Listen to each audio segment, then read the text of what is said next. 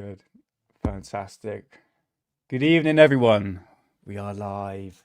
We have a blast of a show tonight, as we have Nathan from the Quantum Show. But nevertheless, let's hit that intro.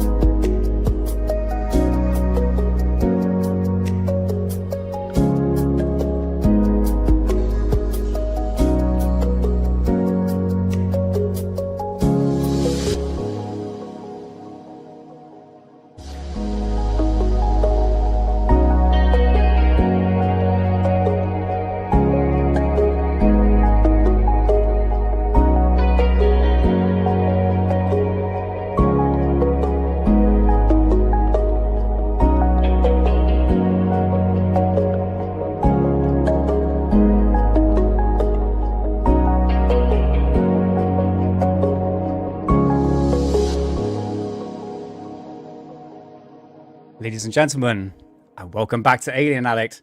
This is the show where we deep dive into the history of ufology using original publications and materials, because we all know that the truth is out there. Happy Friday to you all. So today, ladies and gentlemen, I think this might be, no, actually it's the second guest I have, because I actually had Matt back last year. So I've been following this guy. Spoiler, it's obviously Nathan from the Quantum Show for a while now. And we kept on talking back and forth. Yeah, we'll get you on the show. And then I thought, do you know what? Come on to the show. Let's talk about Disclosure Day and amongst other things in ufology. And I think it took us about a few days to work out the time zones.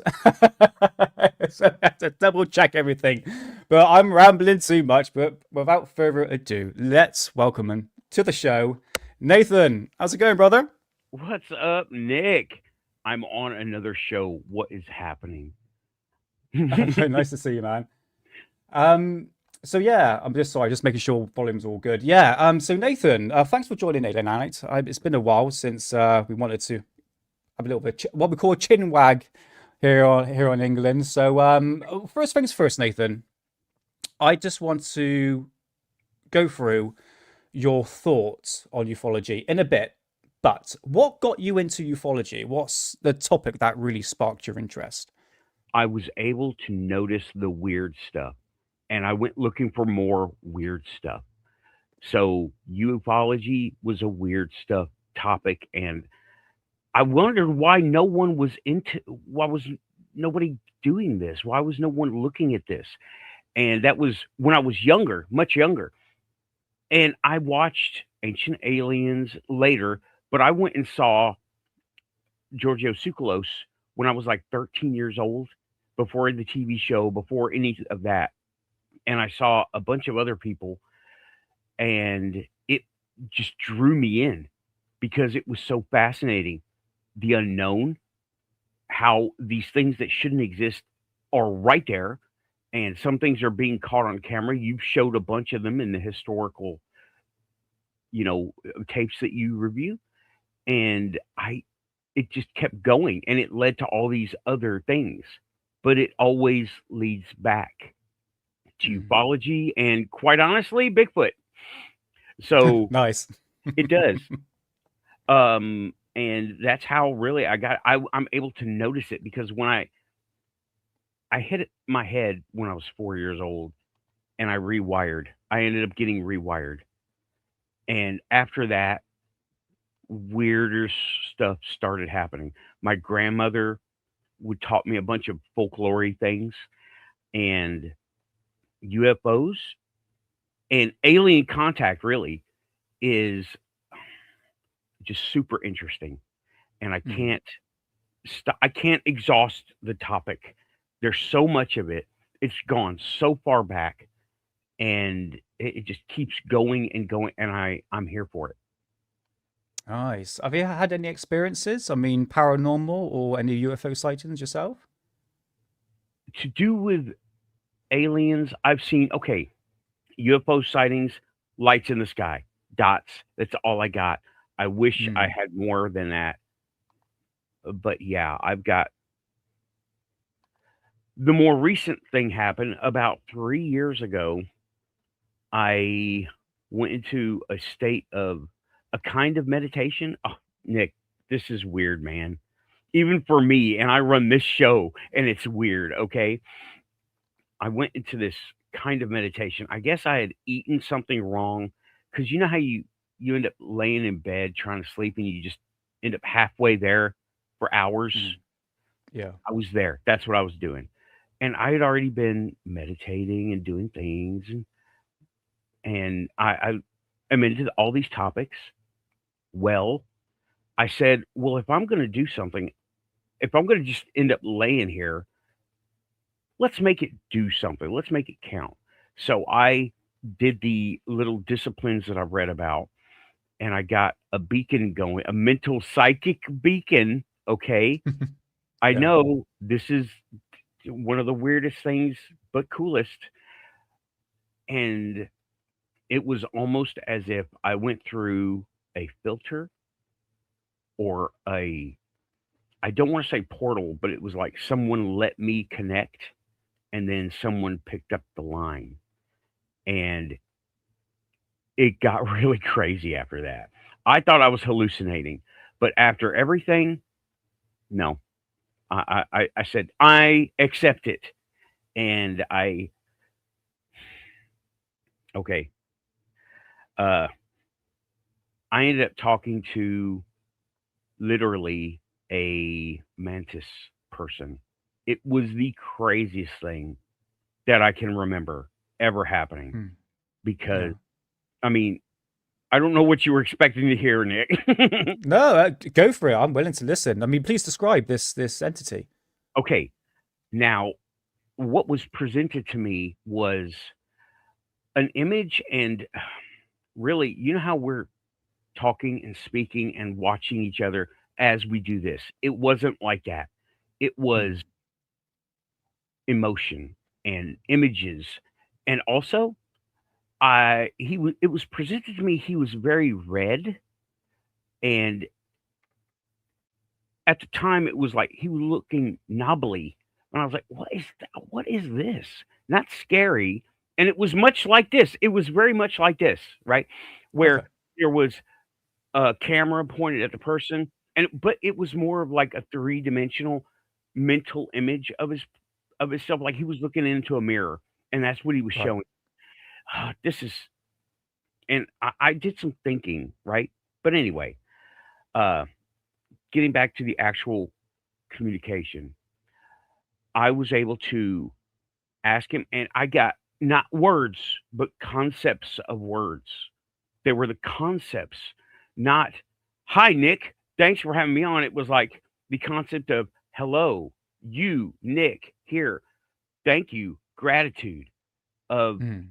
inviting me, gratitude on here, the environment." It was the concept of it. And it's really, if I don't think if I had not hit my head, I would have been able to figure that out.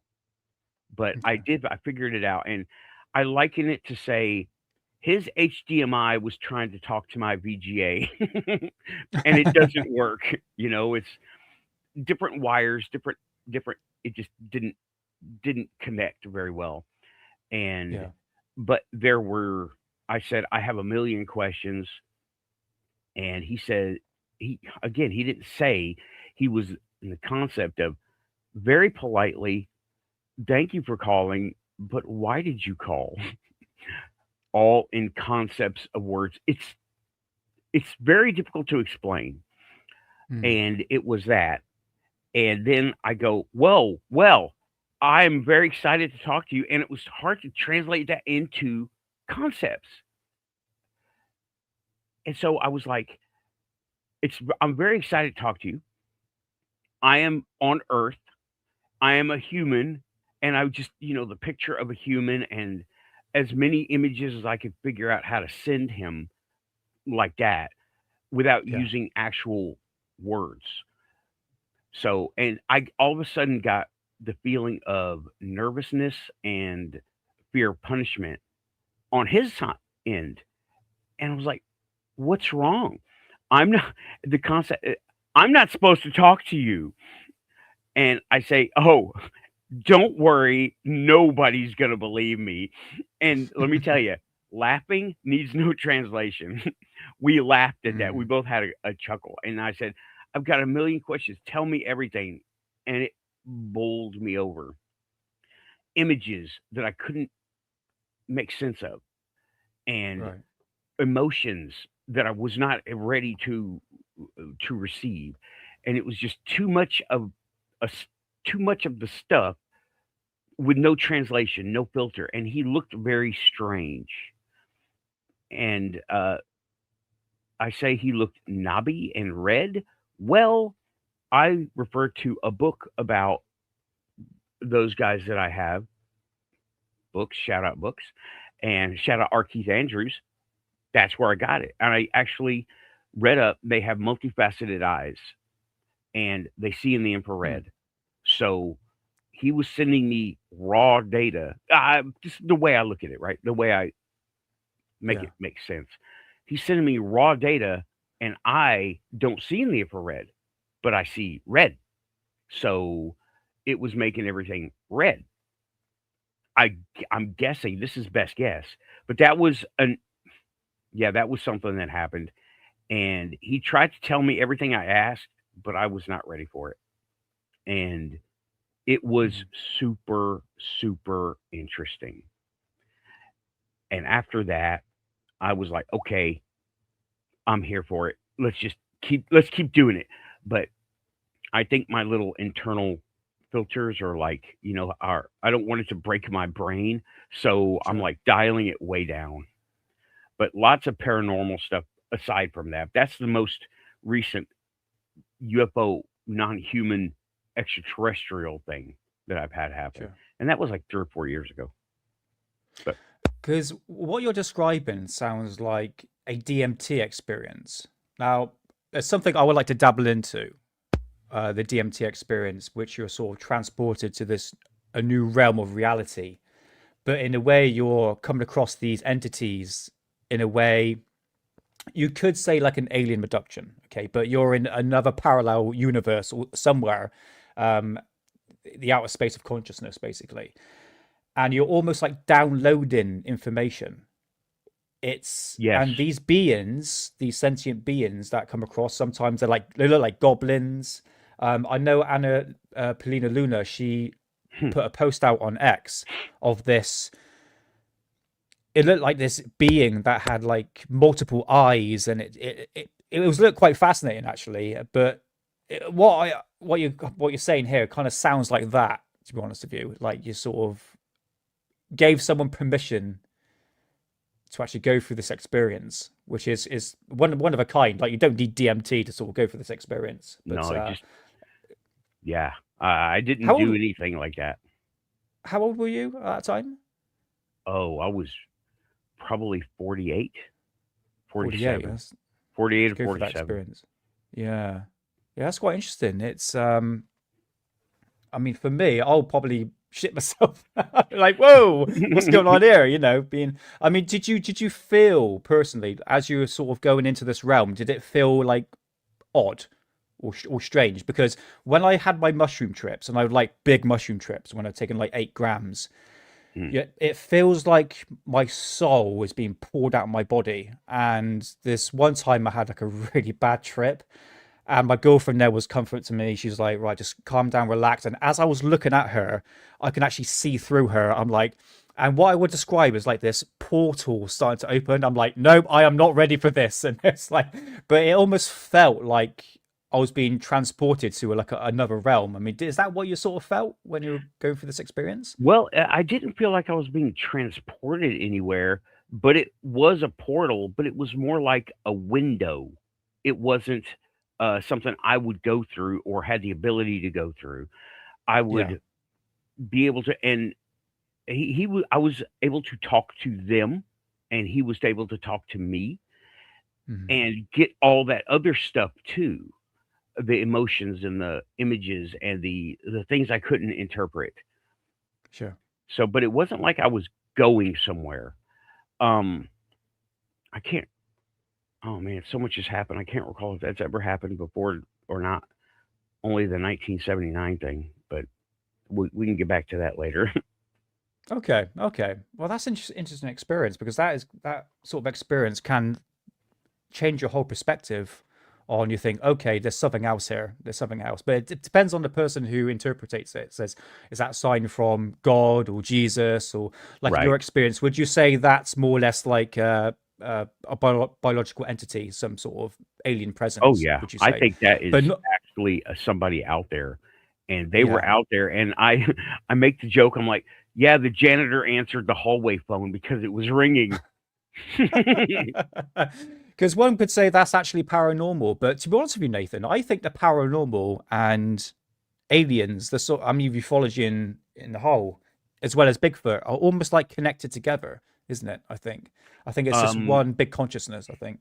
yeah, they all. It's I seem to like to think about it like a spectrum, like the magnetic or light spectrum, the light magnetic spectrum, where Yeah. somewhere if you I usually have props, sorry, but if I have if we're here in this part of the spectrum, me and you right here, then you got some that live over here, and then way, way over there, same way on the other side.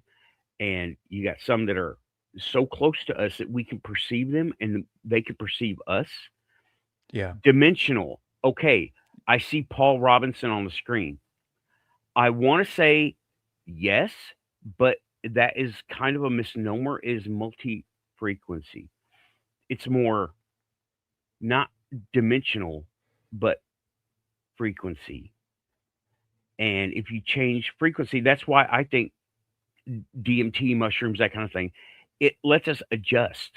Even the regular store bought mushroom coffee I get, I'm drinking it right now, has the ability to ramp you up, but you stay clear on this frequency. I'm clearly on this frequency, not Yeah.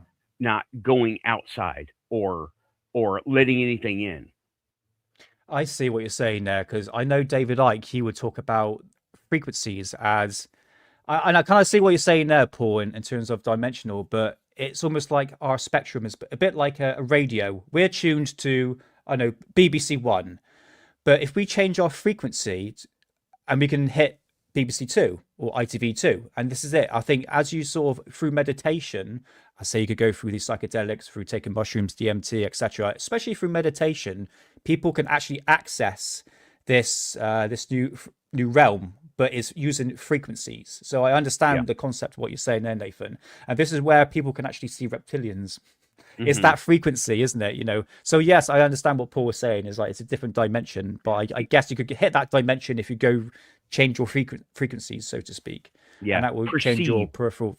That's it. Yeah. You Yeah, could yeah, perceive it. I don't think we can interact very much with it because it's a different uh, frame of reality. And we're here while they're there, but we can see it. Like we can look through the surface of the ocean and see fish, but it's really hard for us to go there for any length of time and any length of time for them to come up here. sure. You know what I mean? Yeah, You can. It's like a microcosm of the bigger picture, and that's just a different kind of environment. And it's water versus air breathing, right? mm, mm. And that's just how I look. It makes sense to me. So if I didn't do this, I'd probably be on all the brain meds, and I don't want that. Yeah, this is it. Got to I mean, interpret. this is like going into like conspiracy sort of stuff. But one thing I always find fascinating is why people have changed so much.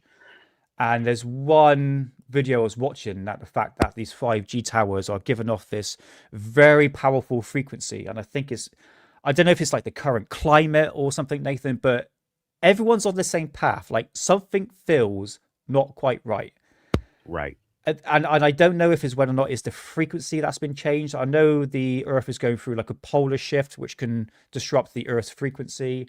Could it be the 5G towers? Could it be the Wi-Fi signals?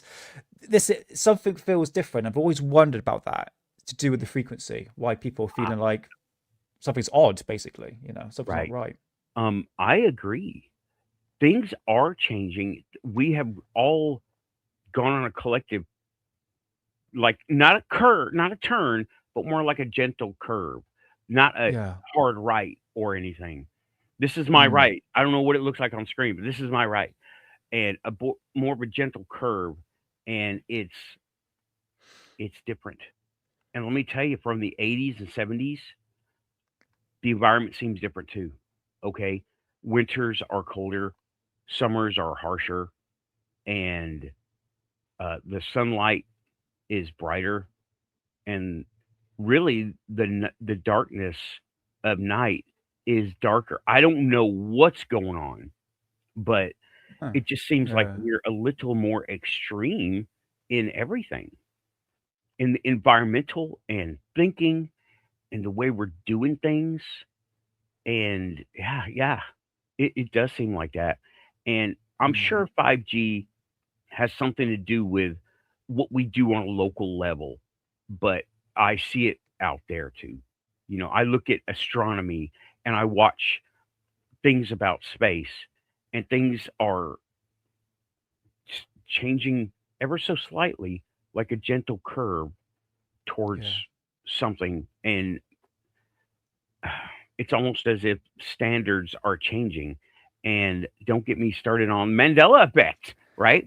Oh, Because mate, honestly, it's like weird, isn't it? It's just like because I mentioned it before. I think it was on my last live stream. It's that the fact that everyone is saying the same thing. It's like I coined this phrase, the 2012 effect, because I've been here before. Like 2012, there was a lead up to that, but this is on a whole entire level where, yeah, including Mandela effect, is everyone is saying the same bloody thing, and I'm going, there's something going on there. it's, it it's also crazy, seems isn't like it? things are speeding up. Yeah, yeah, like time, like someone mentioned back in the past live stream, that time is starting to speed up. Something is going on, and I can't point my finger to it, but it kind of feels like this. Would you say like awakening? Would you say that to the people? But the thing is, when you Mm, say awakening, you can say, well, is it to do with the political climate? Is it because people, like, especially like after COVID? Yeah, I'm going to go there. I've got yeah. to be said. It's been like COVID was like the new 9/11. Nothing was changed. Nothing was ever the same after 9/11. Same with COVID, and I think people have now saw the light of what the psychological operation that happened during those time period, and it's Hmm. why people don't trust mainstream media. They don't trust politicians, but I think it goes a bit further than that, Nathan. I think there's a consciousness change, and it's sort Hmm. of harkening back to frequency again. Is it? We're supposed to talk about disclosure day, but no, I like this conversation. But you see what I mean? It's like, is that affecting the Mandela effect as well? Well, Mandela effect, there are things that I remember directly and indirectly, like the spelling of words, the Fruit of the Loom thing. I remember that, but it's Yeah, hard to. A lot of that stuff can be explained away through multiple publishers, multiple printers, and they didn't have the details quite right. But sure. that's okay. But I do remember that stuff. But I have, oh man, when when people are both living and dead at the same time, and I notice it, what what the hell is that? I mean, this is Hmm. my. You want me to get into it?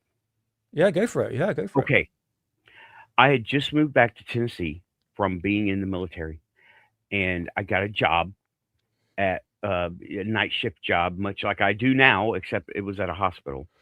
And I had friends, that knew me from high school, and I read in the newspaper. They have a little local paper. Read in the newspaper that someone I went to high school with died, and it was like a car crash or an accident of some sort. And I was like, "Oh, wow." And my mom held the paper up to me and says, "Hey, Nathan, do you remember him?" Like, "Well, I know who he was, but we never were friends or anything." I'm like, "I'm sorry." I knew his sister. His sister and I hung out more than me and him because he was a football player and I was not. So there was a big disconnect there, big different social groups. Yeah.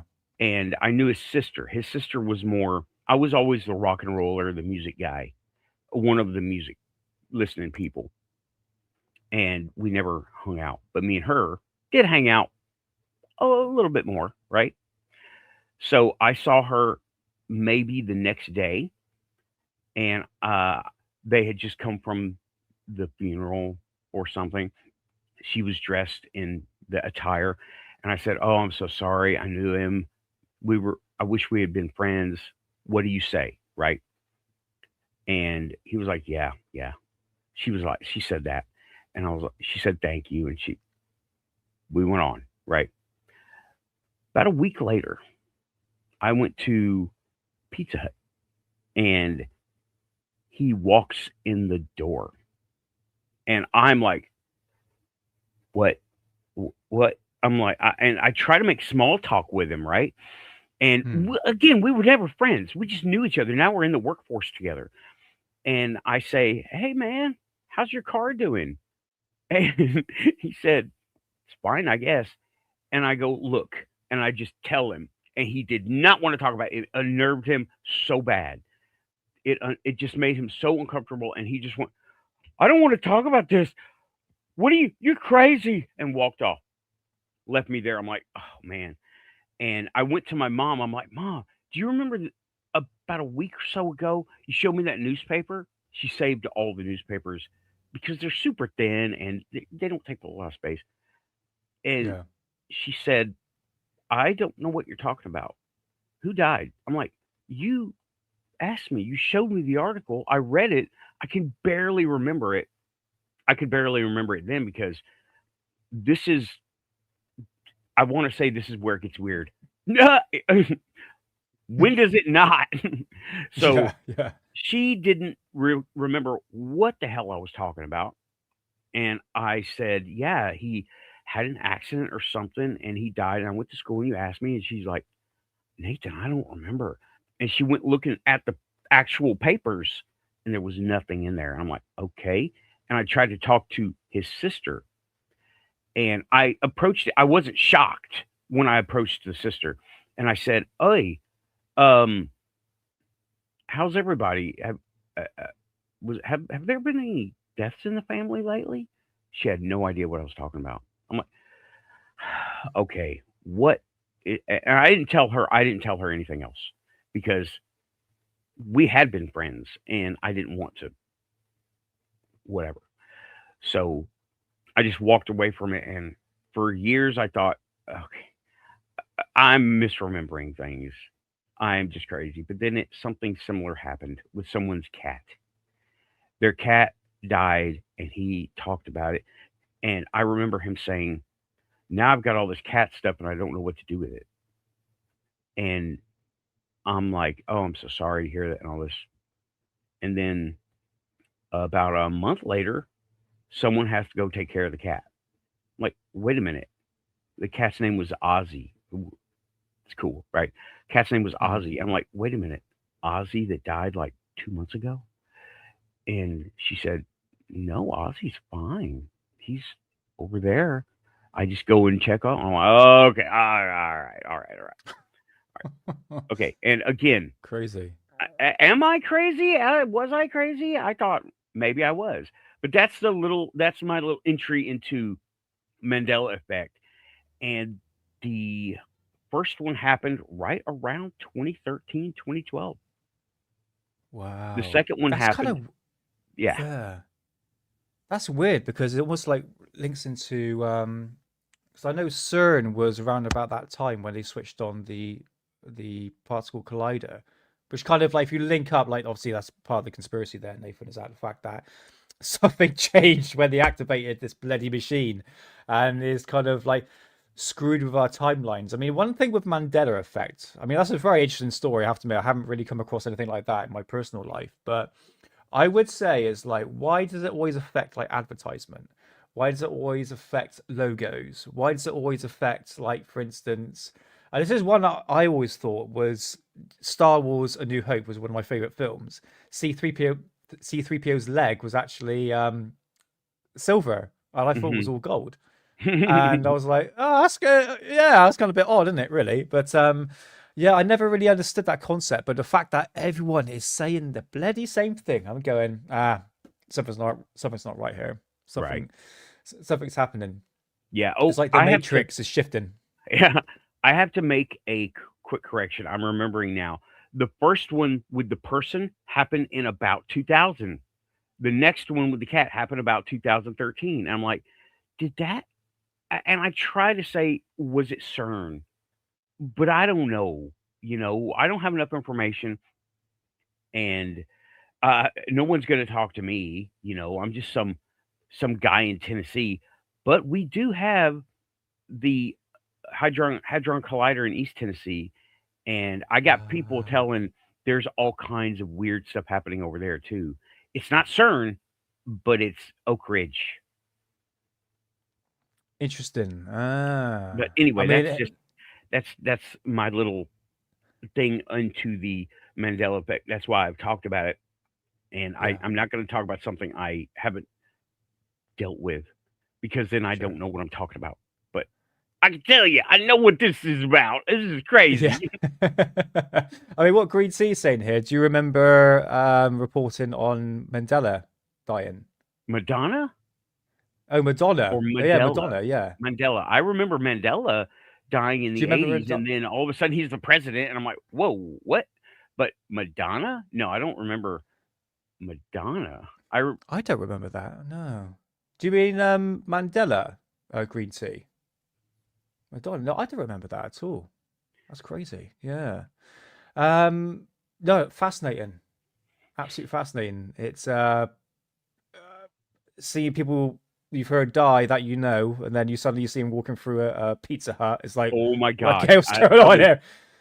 that struck me pretty hard. That was the first time I noticed it, right? And maybe it had happened before. I don't know. And That's he's saying crazy. Shazam. I Yeah, know that one. That's again one of those pop culture things that I don't know why it was supposedly debunked. That he came out and said, "Yeah, I did it for basically the equivalent of 90s clicks and views for yeah. the talk of it." And he was in it, but he never talked about it. Maybe because they didn't pay him very well. I don't know. That's Hollywood people. Isn't it? Yeah. Um, no, fascinating, Nathan. I appreciate giving your personal details into the unexplained because there's definitely a lot of unexplained stuff going on at the moment. Should we move on to Disclosure Day? For the people that haven't watched Disclosure Day, me and Nathan are going to spoil it, so we gotta talk about it, really, innit? So Nathan, I just want to know what was your expectations going into the movie? I have watched a lot of Spielberg films, and I know how they're put together, kinda based on things I've watched in the past. And I was expecting an adventure ride of some sort, and that's Sure. what I got. Now, I didn't I was hopeful that there would be some real ufology stuff in it. I was hopeful, but there wasn't, right? It was like Spielberg's take on this stuff, his take on it, not Yeah. the actual stuff. Uh, n Things that were can I get into it like that? I mean, I don't Yeah, wanna go for it. okay, Well, spoiler warning for the people that haven't watched it, but spoilers, yeah, yeah, right, spoilers. spoilers. Yeah, The let's do it. thing that looked like a diamond along a shaft, it looked like a vape pen, and with a Yeah. light on it, that is that was an adaptation, I believe, from actual stuff that has been reportedly found, like metamaterials and devices and things like that.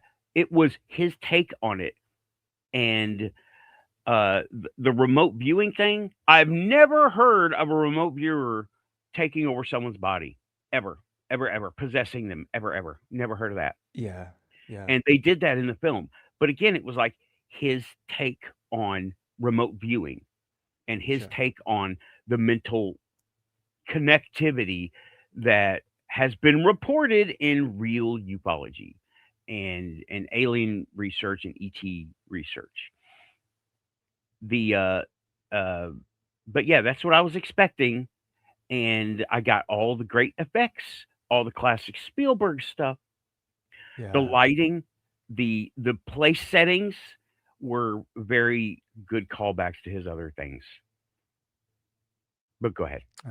Yeah, I mean, for me personally, my expectations were so low because the hype for this movie. I mean, if you go to X, there was like a massive like conspiracy, like this was like linked to disclosure. It's like it's just a movie, guys. Like, chill out, you know. It's but then I think a lot of people, especially like movie critics, are going in with expecting to go through a Steven Spielberg movie, which is of course gonna be exciting, you know, but like E.T. and Indiana Jones, obviously, Close Encounters of the Fourth Kind.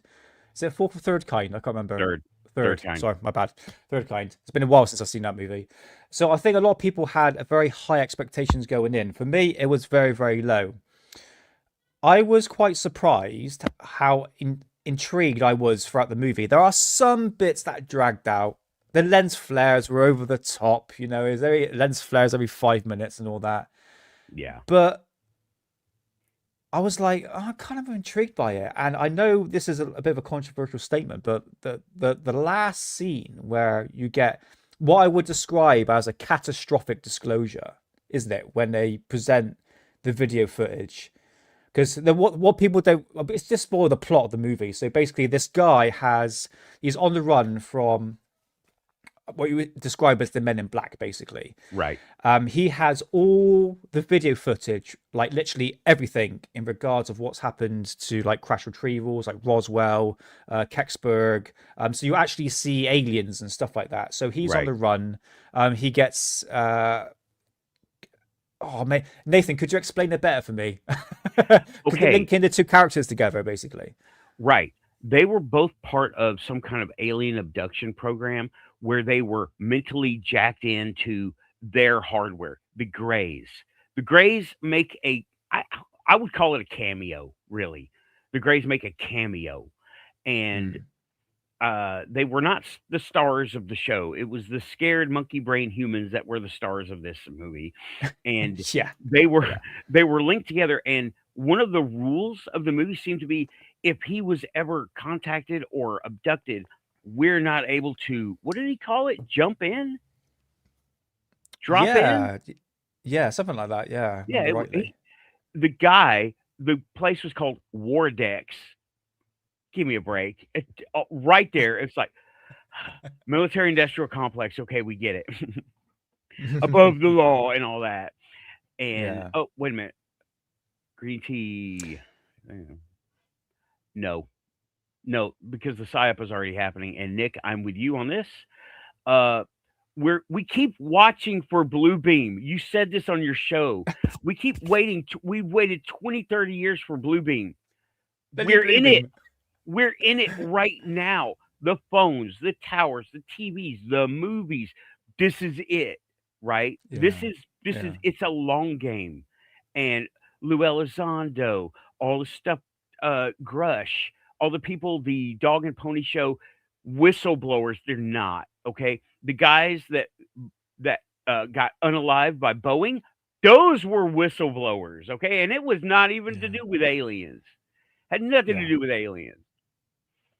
Anyway, sorry. That's that mushroom coffee kicking in, bro. Let me tell you, It's like you get in focus mode. Yeah, yeah, get you wound up and laser sharp. And I can get back nice. on topic. And he said, "Did either one of you think that like programming?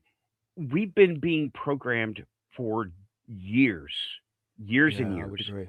Yeah, Not with the hokey shows of the '60s, but." of the little look at Sesame Street. Look at the Flintstones. Oh man, the Flintstones and the Jetsons. That's that is one of those things, right? That but another time, maybe later. um but we've been being been putting programming out there for a long time. The blue of the monitors, not the radiation from the 80s and 70s, but the blue of the monitors. And I can tell you right now, I've got a second monitor set up for this, and I can see it's a little bit blue, and it's kind of cheap Timu thing. So when you get out of angle, you see the blue. It's like all Mm, blue, and but yeah, green tea, um, programming. We're in it. This is the psyop. We're in it right now. yeah. No fear. It's a fear game. Don't participate, please. Go. Green tea, are you talking about specifically about the movie itself? Because this is the other thing, is like, is it part of a psyop? And to be honest with you, this is just Steven Spielberg's take into this. But you're right there, Nathan. We've been programmed for a long period of time, really, when you really boil down to it. I mean, this movie isn't a game changer. It really ain't. And one thing that just got me intrigued was what would disclosure happen to religion, religious aspect, which doesn't really touch upon it. It just alludes to what would actually happen. So I think a lot of people went into this movie expecting like this grand fiasco, which it kind of is, but lower expectations. Bit like Disclosure, just lower expectations. And this is what got me. I came out that movie, I was like, okay, my expectations. Bear in mind, I had 3 cocktails. Yes, Bob Lazar mentioned here about the food and I drinks. saw your post. Yeah, Yeah. did you see it? I thought I'm just gonna nail a few cocktails. I was on my own at that time. I wasn't drunk, but I was just like just gonna enjoy myself basically as I was We're on my chill. own. But I was nice and chilled, man. Yeah, that's it. And I was pleasantly surprised. I was like, okay, I understand people don't think people think it's meh. The movie critics think it's boring. It's the worst movie ever. I'm like, oh, grow up for Christ's sake. It's not that bad. Like It was it's like not it's Plan 9 from outer space. That's what it was not. exactly, Okay, it was not exactly. that. Um, Yeah, it's far from the worst movie. There were some excellent effects in there. Did you see the callback to ET that I saw?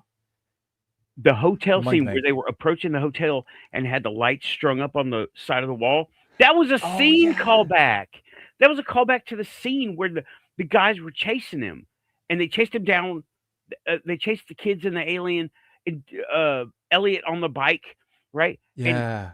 that was a tiny. You've got to really. I was like ET, right? And the lights moving through the hotel window. Close Encounters, straight up. The lights Ah, going back and yeah, forth like that. yeah. That Oh, was that's a good so one, man. yeah, I looked at it and I want to go see it again, but I just haven't had time. Haven't Yeah, had I was it's gonna see it. I was gonna see it yesterday. Um, but it's the last scene. I'm just gonna spoil the last scene. So they the guy who's got all the data, they raid the news anchor place, which where was it is it her name? I forgotten her name now. Emily Blunt's character. I forgot what her character's name was, but basically she works for this news corporation. They actually hijacked the whole place, and they downloaded all the video footage. It says, right, release it as this like news exclusive. And you see these, obviously they have this news broadcast and they show the footage, but it's in stages. So you see like an F1 fighter, and you see all these orbs flying around and all that.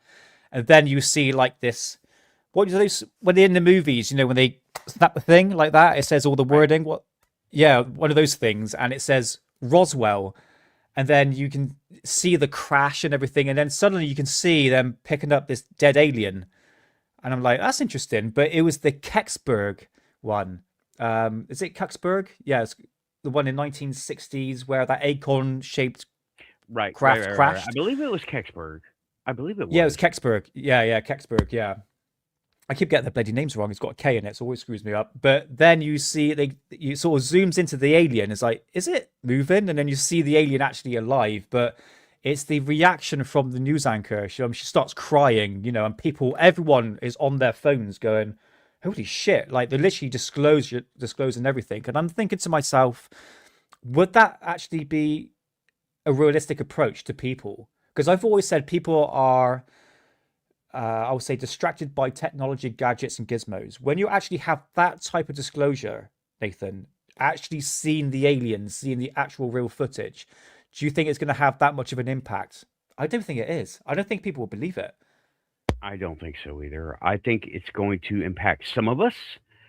Sure. A few of us will have the extreme reaction, but I am of the type where it's not right here, it's out there, and I want it to be right here. Uh, so I don't think it wouldn't affect me. I wouldn't freak out. I know people who would freak out. Their heads would explode. They would short circuit. They couldn't handle anything like that. But funny Yeah. you mentioned the Roswell scene, right? The disclosure of the Roswell scene, because I took it as you said the cut thing, right? Yeah. It it portrayed Roswell. I saw it. No one's mentioned this that I've been able to see that Roswell was entirely staged, and that was the staging of Roswell, what they wanted us to see. And I was like, Ah. "Oh, no way. Why is he putting that out there?" But again, I was like, "Oh, wow, the government faked Roswell." In the movie, not in Yeah. real life. Yeah. I don't think so. Sure. Sure. And there's also another scene where you had Ronald Reagan seeing the dead aliens as they pull out. Obviously, they're obviously dead. And then there was the one where is it Eisenhower met with the aliens? You see the Uh, shit, and you see the smaller aliens go into the actual tent. Is that Eisenhower one? I can't remember the meeting. oh, the I can't meeting bloody remember. between he gets out of the car and he goes up and they walk together and it's like on a security Yeah, camera. I yeah. believe that was supposed to be Nixon and um the guy from I can't remember his name. Somebody in chat's gonna have it from the Honeymooners. Oh Not right, yeah, yeah, yeah. somebody in chat's gonna remember his name. I can't remember his name right at the moment. But Nixon showed him some stuff according to the guy from Saturday Night Live and the Ghostbusters, Jackie Gleason. That's it. Thank Oh, you, that's it. Dead Fish Cheese Spread, Jackie Gleason. Right. Jackie According to the Gleason. guy from the Ghostbusters, who is now big UFO guy, and well, Yeah. of course he is.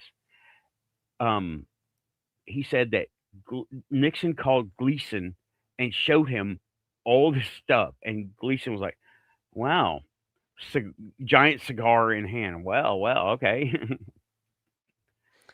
Apparently showed his wife it as well. Apparently, which I read, but I don't think you saw it in the actual footage itself. No, right. But I find that quite interesting overall. But it's not as bad as you think. Some people think it's meh. I think people are looking too closely at like the acting, the plot.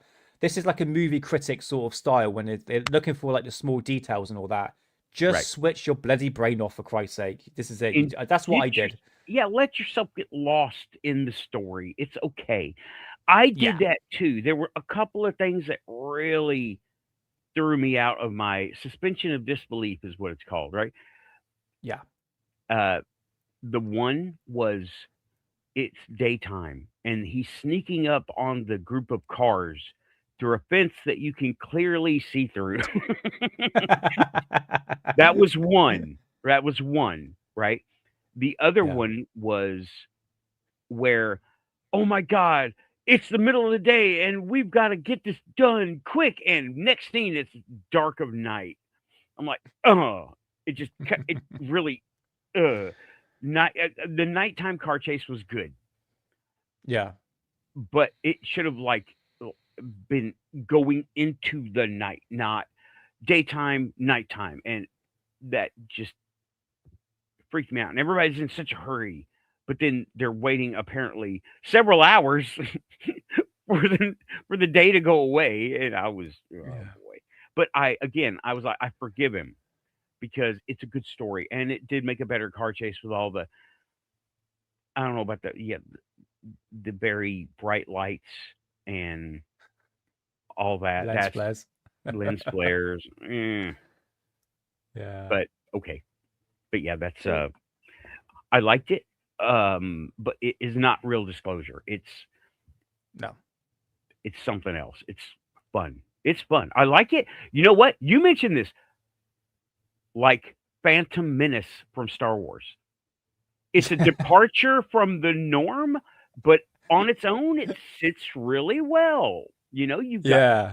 it's really good all by itself. I like Phantom Menace too, dude. I was hoping, oh man, me and Nick agree on a lot of stuff. Maybe this is gonna be a boring show. I I know, can't argue with him. because the thing is that like the Phantom Menace is like that. I was 10 years old when that came out, so I was perfect age for it. Absolutely, I still love the film. I know how bad it is. The special effects look kind of cheesy and all that, but it was part of the zeitgeist. It was part of. I never forget the hype of that sort of movie because it was just so phenomenal for me. But you still get your fans of it, and it's a bit. You just have to. When you're watching the Phantom Menace, you just have to switch your brain off. Same with Disclosure Day, and I Right, would encourage you if anyone wants to watch Disclosure Day, just watch it when it comes out on streaming or something like that. You don't right, necessarily. I mean, I would say go to the cinema because they help the cinemas out. And it's not as bad as what you think because what I'm getting on my phone, Nathan, is all the movie critics going like that. Oh, worst movie ever. I'm like, you're just doing it for clicks and views, mate. That's all it is because right, people just like to crap on. Ben's another right. one. Yay. Yeah, Yeah, yeah. exactly, Ben. Yeah, exactly. Oh, I just think people are just jumping on the bandwagon just to say, okay, we need clicks, likes, and views. What's going to get that? There's a mhm, crap on the movie just for the sake of it. It's this. right, I'm not saying that's the case with everything, but I think a lot of movie critics on YouTube looking too far into it because yes, it's Steven Spielberg. It's a big movie. He makes these fantastic blockbusters, but you just have to switch your brain off and just enjoy it for what it's worth. I like Disclosure Day, and same with you, Nathan. I say it's not the best, but I enjoyed it. That's yeah. that's personally my so if you're going into this movie and you had a bad time, that's your problem, not mine. Because you've got different interpretations of it. You know what I mean? So Mhm. so yeah, Anthony Goldman says yeah, it's a good movie, absolutely. So yeah, well, let's not spoil too much of the movie because I think we spoiled a lot for the time being. But Yeah. one thing I want to ask you, Nathan, is current day ufology. Okay, Mhm. because we want to talk about UFOs and stuff like that. Yeah. Um, you're obviously on X. You know what's going on X at the moment, where people are pushing at the fact that disclosure is happening. Something feel like again that feeling like something's going to happen. And this conversation that I had with Russell Callahan, and please everyone check out the interview that I did with Russell. Is available now on Alien Addict.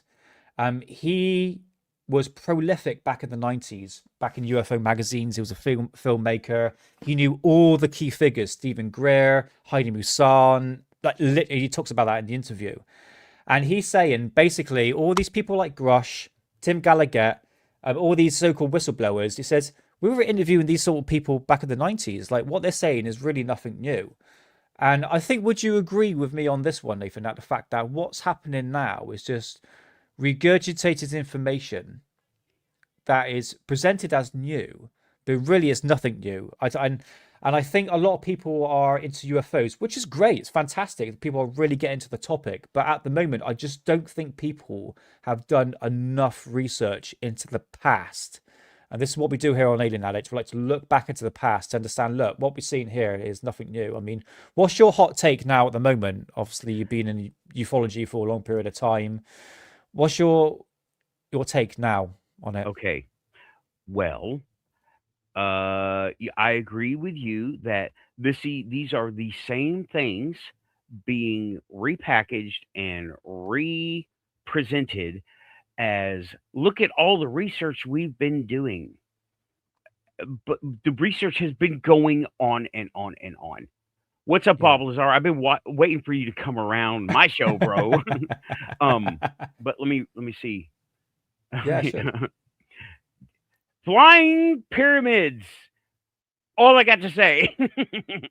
Flying green pyramids. Debunked, right? And yeah, I think Jeremy Corbell is, I don't know, he's just another HR PR person, right? And Do you think it's being played? no, I think he's being directed. But yeah, being played. Being Okay, played, he's sure. being, dude, I know because I've been there. I was in the military. Um and little did I know my office was being investigated.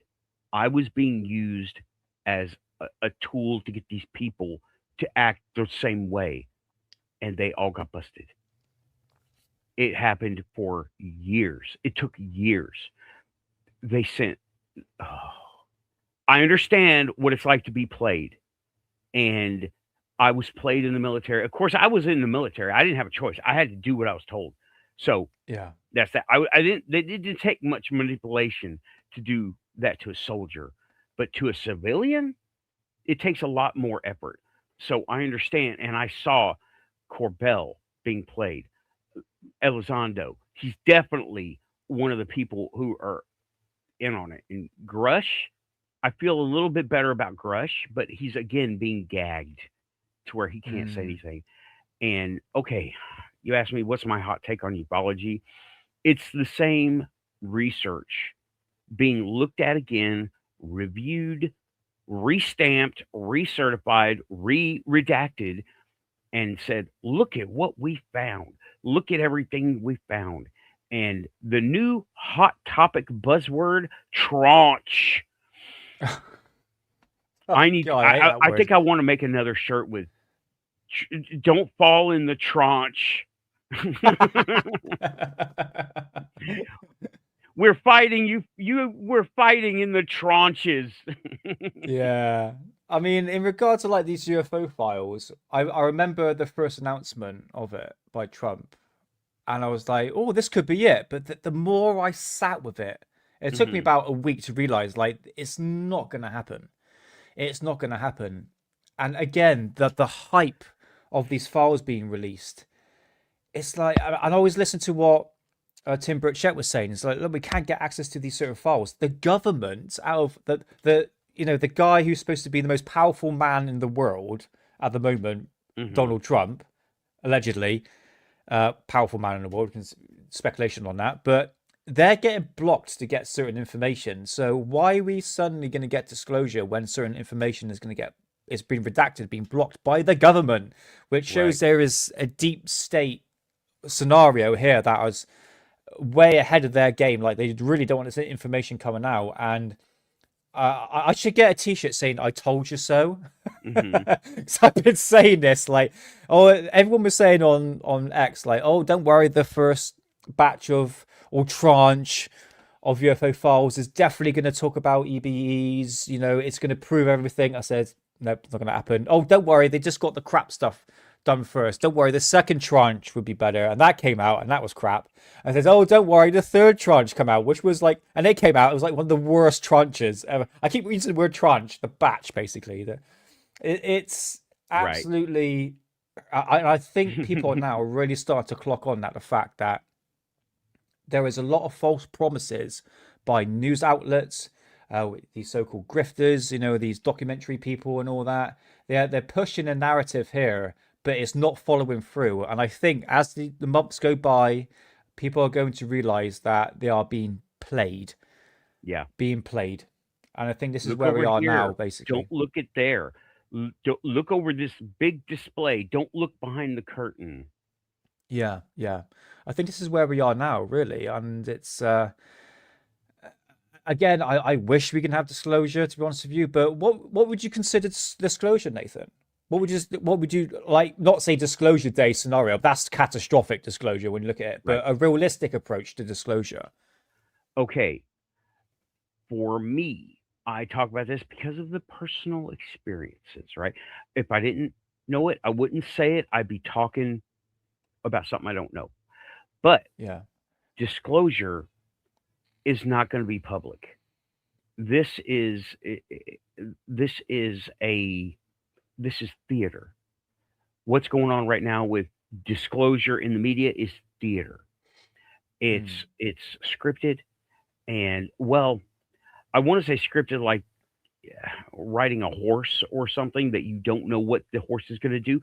They're guiding it and dealing with whatever happens, Yeah. but it's not disclosure because if someone was to land in my yard, I wouldn't call anyone. I would say hi. First of all, I just be nice, be friendly because they came to me, and Sure. I wouldn't be scared because let me tell you, I've been truly scared from a few things, and I'm a hard room when it comes to fear. I've decided Mm. against it, and uh, anyway, but disclosure, there can be no public disclosure because they have a system set up. It would break our system. I really do. We're not ready for it. We still have people saying they're demons. And I'm like, still not demons, right? Still not demons. Yeah, yeah, I yeah. love this. I love it because it's true. Still not demons. And even the small amount of people that think that will it will hurt a lot of people because I liken it to the movie Contact. Jodie Foster, remember that one? Yeah, yeah. The guy who was against that project, the white hair and he snuck in and he started rambling about this and that, and then he was like, "Yeah, boom," and the whole place blew up. That's Mm. who we're dealing with. When the people who think it's demons, those guys. Be very, very careful with those guys because they exist. They're okay, and we're the crazy ones. I'll take it. I'll just stay this kind of crazy because Yeah. I, I'm not going to do any of that. But I don't think there could be any public disclosure. I maintain disclosure is personal. I've had it. I have had it. I know they're out there. I don't need public disclosure, but I Mm. would really like to have a speeder bike. I would really like Yeah. to have some of that technology.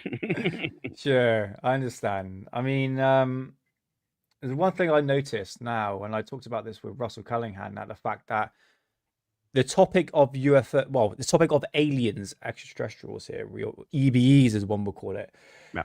has changed over the years. We've gone from 1950s robots, Nordics, human beings, and then we've gone through, for instance, the 90s or even 80s and 90s, where we've gone from little green men, and now we're talking about demons. This is it. So why is that being brought up? And I know JD Vance has said this. Is that the fact that, oh, I believe that in demons. But the thing is, he's very heavily into Christianity. He based his whole beliefs upon a religion. So of course people like these priests coming forward. Yeah, these demons can manifest into like aliens, etc., etc. It's just like it's changing the topic of what possibly could be. I mean, they're entitled to their own opinion, but the idea that these can be demons, it's just, is it really though? Is it why we add in the religious aspect into ufology when we don't really personally know what's out there really? If you look at, for instance, these cases of people being abducted, they mentioned about little green men. The typical like big head, green eyes, and all that sort of stuff. So Right. I just think the conversation's changed now. I really do. I just don't think we've got a realistic grasp. For instance, their dead fish cheese spread here, plasmoids. It's like another Okay. concept being brought up. Yeah. Plasmoids. I don't think that they're beings. I think plasma is a conduit. It's it's bridges from one to another. I don't think plasmoids exist. They use it as a conduit, and they can use it for a conduit for a long time. So that it seems like instead of we're doing this momentarily, we'll be done in a little while, and the connection will break. Yeah. They can keep it up. They can keep thing up, and it's almost like having a virtual reality where they're going into the simulation via a program. They're not physically a thing themselves. You are looking at a representation digitally transferred to you, as I am looking at your digital representation transferred to me. But Nick, you're not here in the room with me, you know, Mm. and I'm not over there. Uh, but we're communicating. I think that's what they're doing, just on a different set of frequencies. They're doing it in a different method, but they can keep it up longer. They don't have to worry about T-Mobile tower going out or lag on the line. Or Mm. did one of us push the wrong button? Because I've done that several times. They're not going to push the wrong button. They've got this going on, and it's almost as if they're there, but they are not. I don't think plasmoids are conscious. I think they're avatars in this limited reality that we have. They are projecting in using plasma. Now, plasmoids, that's some science fiction talk. I'm sorry, I know. Here I am, one of the most far out fringe of fringe shows talking about, oh, this is BS. Oh, don't worry, man. This is it. No one really knows. This is it. It's one of these buzzwords that's sort of in the zeitgeist at the moment, ufology, where they push these terms out because David Grosh said it. This is it. It's we Yeah, don't know what these things are. I mean, for instance, David talks about reptilians and saying, well, these aliens, these extraterrestrials, reptilians, they're not friendly. They're not friendly people. Friendly people, friendly aliens, I should say. This is it. right. That are doing humanity no good. We don't know that. I haven't personally experienced it, so we really don't know. But I just find the conversation now is just all over the place.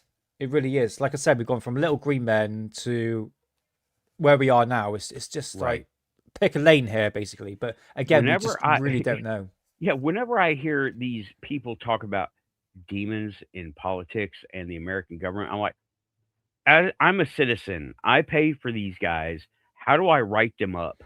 Because no, I want to write them up. I want to, like, tell them, stop doing that, or we're going to dock your whatever. We're gonna take you down from 65 to $64,000 or something, Yeah. right?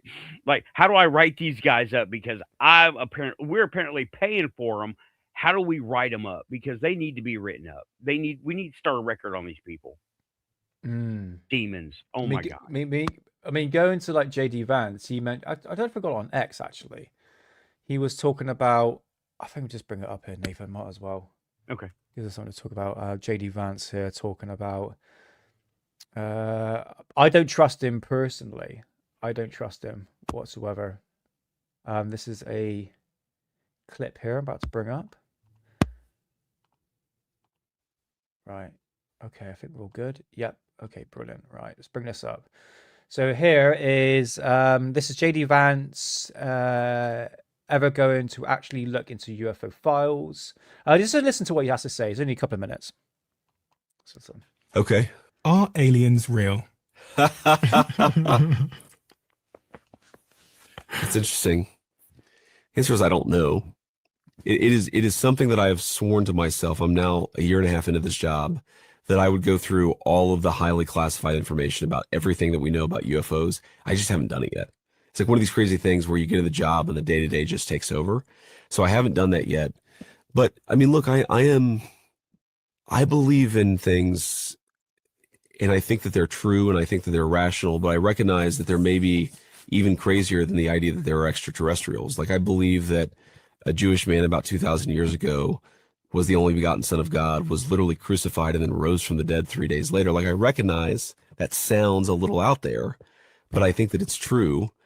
And I 100% believe that people have mystical experiences. I mean, I've talked to people who have been involved in exorcisms. And again, I think the rational mind says, well, that's just schizophrenia or that's some other mental illness. I've talked to people who said, yeah, 99.9% of the people that I've looked at to do an exorcism on were schizophrenic or had some other mental illness. But there are weird things out there that we cannot explain. There are weird moments. I mean, I remember not long after my grandmother died, my sister lost, she doesn't really lose her temper, but like got kind of angry with her daughter, and her daughter's, I don't know, 7 or 8 years old at the time, and like the light bulb just exploded. And both of us looked at each other like that was mammal. Remember, I was talking, I write about this in Communion.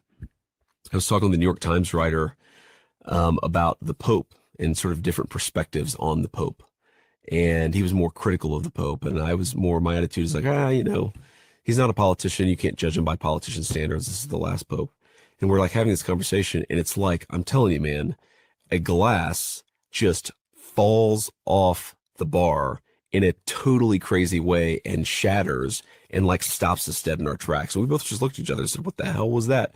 And I'm a believer in mystical experiences. I don't think they happen that often, but I think that people have experiences that are impossible to explain if you have a purely narrow, hyper-rational view of the world. In other words, I think the hyper-rational view of the world is actually not totally accurate. There's some weird shit out there. So you think aliens could be real? I do. No, you said they're demons. You said they're demons. I mean, What first about things first. demons? First things first. He says he hasn't got to the actual files yet, or the actual evidence, so to speak. What he said in the first part. Yeah, too I'm busy. like, that should. Huh. Yeah, and exactly. That How should many be days like. a year do they actually work? And they're too busy playing golf. Don't get me started, bro. I'm not going to start. It's that mushroom coffee, mate. That's what's doing it. Yeah. I need some of that. I find when the question gets brought up in regards of, for instance, a politician, do aliens exist? I think they're sort of pandering to the crowd, I would say. I mean, he makes some points in regards of a mystical sort of scenarios that's actually happening in real life, for sure. Yeah. But I would agree what Green Tea is saying here is pandering too much to the religious crowd. I think he is. He's the idea that there's just a demon aspect, I thought, and that gets pushed around in ufology. It's like, it's pushing the conversation in different directions. It really is. Right. And I'm finding. Let me say, sorry. The demon aspect is easy to push because we all got that fear button, and we all have it. It's built into us. Be scared, be afraid. It's really easy to play that angle, but I refuse. I refuse to play it, and I'm not going to do that. If they're going to want me to be scared, I'm not going to participate. Exactly. Yeah. It's like, why are we suddenly trusting the government? We haven't trusted them for 60, 70 years. Why now? Exactly. Yeah. This is it. When it's such a point to be made, that the fact, and it's reason why I'm probably being shadow banned on Alien Addicts, about the fact that the Epstein files, we've got 3 million documents that still hasn't been released. Who's been banged up in jail for that? This is it. This is what will bring down governments. Everything's been redacted. So if we can't get the truth about the Epstein files and the true magnitude of what's been going on, how are we supposed to get disclosure? How are we supposed to get the true UFO files that we so desperately want at the moment? Right. It makes no sense. You really got to put the two together and go, hold on a minute, something's not quite right here. I find a lot. I mean, Anna Paulina Luna, Tim Burchett, Eric Burleson. These people are just. Now I know for a few months now they're just pandering to our crowd, the UFO crowd. Don't worry, we're going to get something done. I mean, the press conference that they had in Washington DC that happened a couple of weeks ago. Remember, where Grush was there talking about plasmoids and stuff like that. Yeah. And they're begging to the government, Donald Trump, to do something about the files. Well, again, what haven't we not learned? That the fact that the files are being redacted. So it goes to show there is again, I just keep repeating myself again, it's the fact there is a higher level above the government that's stopping these files. And I'm pretty sure the files are out there, but it doesn't mean that it's going to get released. And pandering to the president and saying, no, we need to work a bit harder than that. It's like, he's got bigger fish to fry, mate. He's got bigger fish to fry. He don't care. I think this whole idea of releasing these UFO files is just a publicity stunt. I really do, Nathan. I really think it's just there to think, okay, there's an enormous interest into this whole topic. Let's push some files out, keep the people happy, but it's not the files that people are expecting, our community is expecting. Well, I know for a fact that we're not going to get these files. It's Right. like, for instance, the first batch that came out, or tranche, as one would say. Tranche. Tranche. I'm going to be honest with you. I mean, I don't want to sound snobby, but it mentioned about German flying saucers, flying discs, and I was reading through the documents, and I was going, I know that document here, and I was literally like the first show to do to reveal that the document that everyone was pushing out on mainstream media, everyone next, oh my god, this proves that German has these technologies, these flying discs. I'm going, it's in a book in 2003. It's been declassified since the 70s. Like, that's nothing new. It's just, again, people don't really do research. And what I find interesting, Nathan, with these files, these big redacted files that's been released, if you look at the top corner of these files, it says declassified from 2007. Mm-hmm. It's like, there's nothing new. Right. It's just, I don't think people in the UFO community don't do enough research. And again, I mentioned his name again, the Russell Callahan, who I did the interview with. He says people just don't. They just rely on videos, podcasts. Okay, it's fine. But you don't really go into the past. And this is what I mean with these UFO files. It's like, really is nothing new, And I think the files that we really want, it's not going to be presented to us. It's Right. just not. Right. What you're saying, looking at videos, all this stuff, the non-researcher doesn't want to dig deep.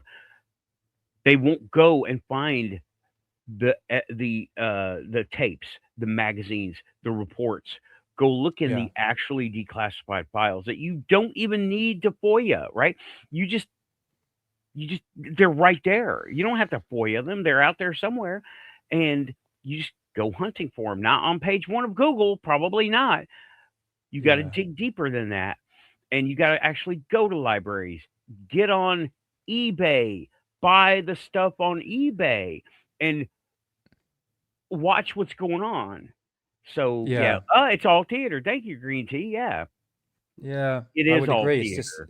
It is all theater. This is Dog, it. they call it dog and pony show, where everything is nicely brushed and everybody's walking nicely, pretty, and they're doing exactly what they're supposed to be doing. Theater. But people are buying it, Nathan. This is what I don't understand. It's like, oh yeah, don't worry, the next tranche will happen, is going to present it to us. I'm like, you need to stop. Like the David Icke approach. Take a deep breath in, take a step back, analyze it again. You're going, oh, this is a pile of crap. This is it. And I think it's the third time now it's happened. It's like these tranches. I'm not going to say that word anymore. I need some of that mushroom coffee, mate. Honestly, we need to like learn from what people are saying. These representatives, right? Anna-Paulina Luna, Tim Burchett, and them lot. It's just not going to happen, and that's just a very realistic fact that I've got to say here on Alien Addict. I wish I could be wrong. I don't know. I'll put my hand up, say I was wrong, but knowing the backtrack record of what's happening at the moment, it's not looking good. Right. And, I am still hoping that one day I am due to go to Knoxville, Tim Burchett country, at the end of July. I'm hoping I run into him at a coffee shop or something, and I will be like, sir, do you want to be on the Quantum Show real quick? And I will talk to him about aliens and see and get it from his mouth. And I'm not going to debate him on the corner while holding a cup of coffee. That's not fair. I don't want to ambush him, because I kind of like the guy, and he is down to earth. He's practical, and they won't let him in. They won't let us in. I feel like I identify with this guy, Yeah. And I like his accent. I love his accent. Dadgummit, give me the files, dadgummit. He does it better than I do. What accent is that? Is it Tennessee, is it? It is East. His accent is East Tennessee. Tennessee accent is all the little areas, and you go from one area to another. It's just a little bit different. But yeah, his accent is East Tennessee. And right. Any accent you hear me with is middle Tennessee. And then you got West Tennessee is more like, I don't know, the Kid Rock Southern accent. I understand what you're saying there. Yeah, for sure, for sure. I like it. Honestly, there's one thing I find really attractive with American women. It's the Texan accent, like the Dolly Parton accent. I find that really Yeah. attractive. I really do. Well, that Dolly Parton is Middle and East Tennessee accent. Dolly Parton, Oh, right. that is Makes Middle and sense East then. Tennessee. Yeah, yeah. And it sounds very homely. Does that make Hmm sense? I don't Homey, I, homey, not homely. homey. Oh, Homey, right. Homey. Okay, right. not Gotcha. homely, not Dolly Parton. You can't put that word to her. Okay, fair enough. Fair enough. Yeah, yeah. I love the accent. I have to admit. I have to admit. We got. Well, I tell you what we can do, Nathan. I just got one thing just to bring up. I tell you, what, I've got two things. I'm going to bring up some UFO sightings from a guy called David Spohr. In a sec. Which kind of, in fact, someone put in chat. It might have been you, Dead Pish Cheese Spread, saying about the what wasn't debunked, the green pyramid from Jeremy Corbell. Yeah, yeah, Obviously, it's to do with the iris, isn't it, of the camera, isn't it, if I remember right. rightly? The aperture. There is something here that David Spohr actually captured, which I know Russell Callahan was talking about, but someone put on the comment section of one of my posts I put out, and he put this. He says, "I just downloaded the those three. How much did you pay?" Now he's talking about these books right here. Okay. That is, I'm going to tell you the price now. Okay, so this book right here costs $333. This one cost $175. Okay, so it's a lot of money. Okay, rare books. The thing is, okay, I understand your perspective. You downloaded the actual books itself, which is not the original books, by the way. It's like, but it's, for instance, music. People are now buying the original vinyls. They're buying the original tapes. You can either buy that, where you get the booklets, you get everything, the whole artistic impression, or you can download an MP3. Now, what would you rather have, Nathan? I think you want to have the real physical copy, wouldn't you, really? I have the physical copies over here of a bunch of stuff. So yeah, I'd rather have the physical copies. Yeah, this is it. Much So, rather. I mean, in regards to these books, it's you're preserving the history of ufology. It's like what Russell was saying. It says you're collecting an archive that is extremely rare. You're going back to the original source of where these stories come from. I mean, look at my German flying saucer research I do. No internet research is all books, and I've gone through so many details in regards to that. Breaking down the whole conspiracy. Right. So you're really preserving history, because information now on the internet, Nathan, and you would probably agree with me on this one, can just be erased like that. Internet archive. I mean, for instance, I know me and Sheep Up, we talk about 9/11. There are so much video footage that has been deleted off the internet in regards to that. And I clearly remember like so many stuff that happened on that day that's been erased. Okay, so we have to preserve books. We have to preserve magazines.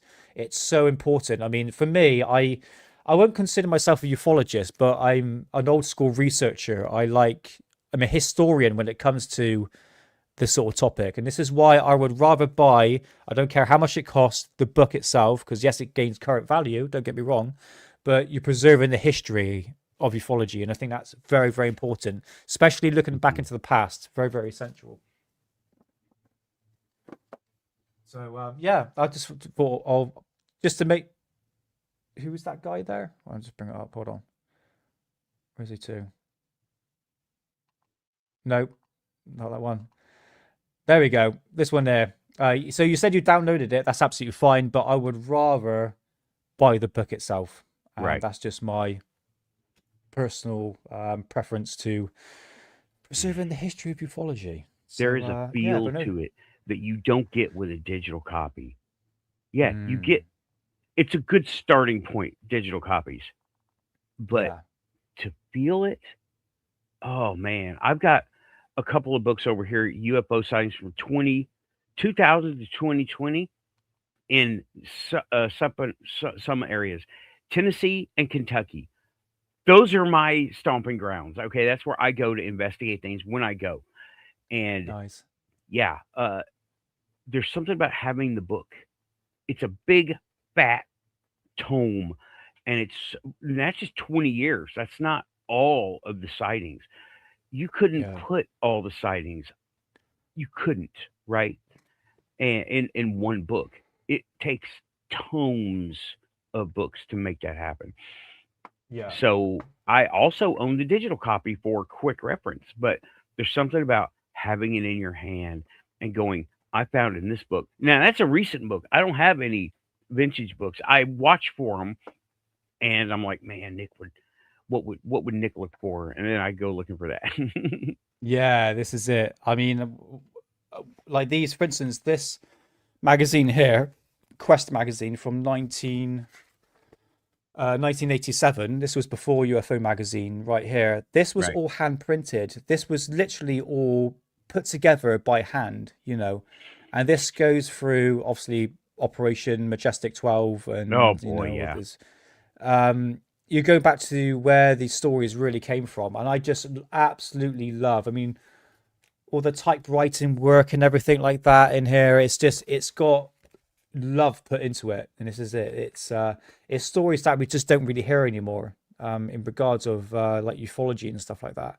Yeah. Yeah. But yeah, go back to the past. I think it's so essential. It really is. So yeah, buy these magazines, man. If you can afford it, this is it.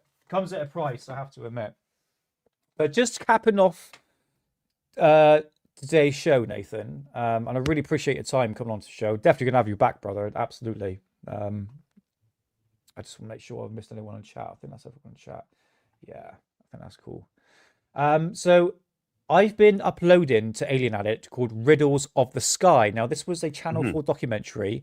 Absolutely fantastic back in the day. I absolutely loved this when I was a kid. So this was in 1999, if I remember rightly. And there's a guy named David Spoor, and he would film UFO sightings from his rooftop with the old vintage VHS tapes. Well, it's the camera that he was using. Obviously, Right. it was taped back then.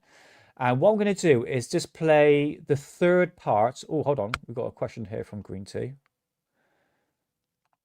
I'm going to come out of that just to make sure I've got the right.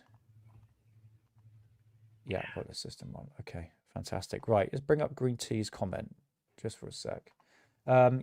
Question either for you. Could you read it for me, Nathan? Yeah. Hold on a second.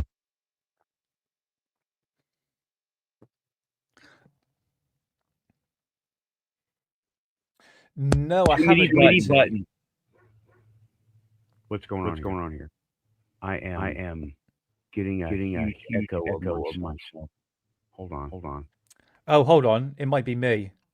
What about now? Checking. Does that sound better? Checking. Yeah, better. Okay. Yeah. Okay. I don't know what happened. Sorry, guys. Too many buttons. Right. No, that's my bad. I actually have. We're not communicating in plasmoid, so this stuff happens. Okay. That's all right, man. No worries. Are either of you familiar with Paul Wallace, who writes about legends around the world, or Mauro Biglino, who is an ancient language translator? If so, has their work inspired you? No, I am not familiar. Paul Wallace, maybe a little bit, but not Mauro Biglino. Biglino? Is that an O? All right. I think so. Damn it. Biglino, yeah. Right. I am not familiar with those guys overly, but now I am. I'm interested. Yeah. Now I'm interested. Yeah, I'm not too sure. Nathan on that one. So I called you Ethan then. Yeah, the reason why you're having an echo because I had to share the screen and it doubles up sometimes. So that's my bad on that one. I'm going to try and bring this up as quick as I can. This is working off the whim here.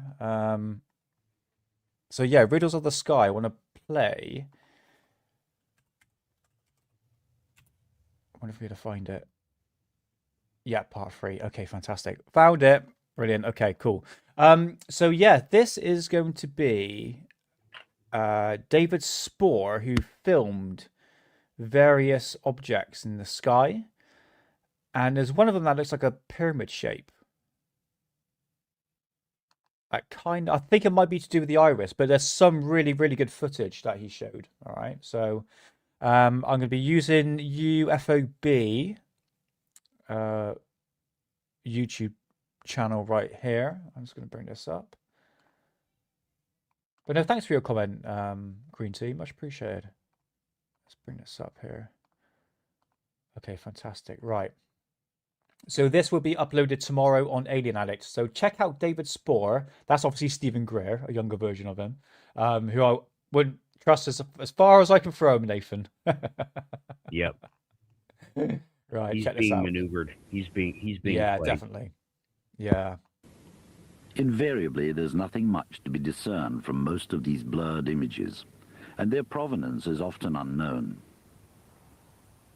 Check this out. In a quiet suburb of Lowestoft, what could prove to be a classic UFO story is unfolding. It involves David Spohr and his wife Jean, a respected local couple.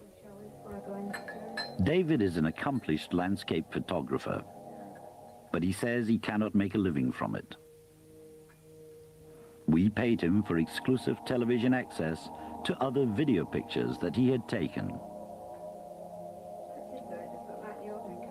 Jean Spohr is a local councillor, and during the day, while she's at work, her husband spends many hours on the roof of their house, scanning the skies of Lowestoft. During the past 18 months, David Spohr has recorded some extraordinary pictures. One August evening, I think it was the 19th, about 7:45, I was closing my garage door and just looked up in the sky. I very often do that, being interested in photography, I'm interested in skies. I looked up and I saw this sort of strange cylindrical shaped object, cigar shaped, whatever you like to call it, coming over from the west, more or less directly over the house. I was sort of quite rooted to the spot for a few seconds, because it was just unusual to see something coming without any wings, no sound, anything. I propped the camera on the fence just outside the back door, got a few frames of it before it sort of seemed to accelerate terrific speed into the east and disappeared completely. That was the first time that I'd ever seen anything, or certainly videoed anything. A few streets away, some neighbors also saw something in the sky on that day and at the same time. As I was walking up the pavement, I noticed a very shiny object, which was weird because there was no sound, no vapor trail, and straight as I saw it, I thought, I've never seen nothing like this, before in my life. So I called my wife out. And I came into the back garden and I picked it up further down, so it was going towards that direction. It was just a really bright, long orange cylinder shape, and to one side there was a little arm with a light sort of flashing quite slowly, like a pulsating light, and there was no sound. And so I thought, I'll go in to try and get the camera. By the time I come out again, it just disappeared. It just was then going and just went.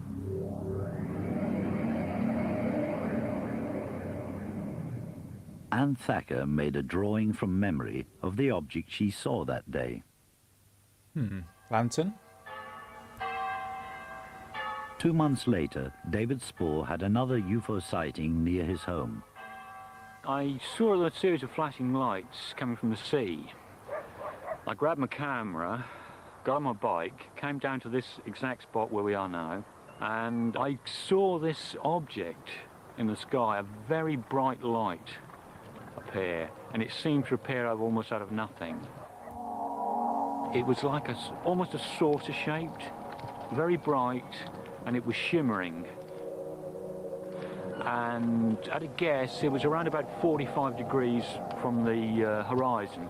I sort of knew that because just below the horizon there was a boat flashing away.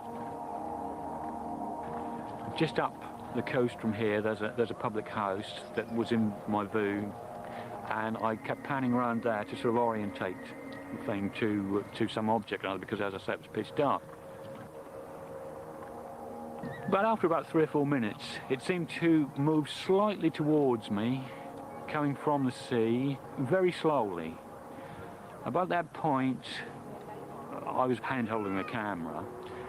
I was getting quite tired. I thought, well, I'll have to have a bit of a break from this, and also the battery was getting very low. Put the camera down, started changing the battery, which took a couple of minutes or so.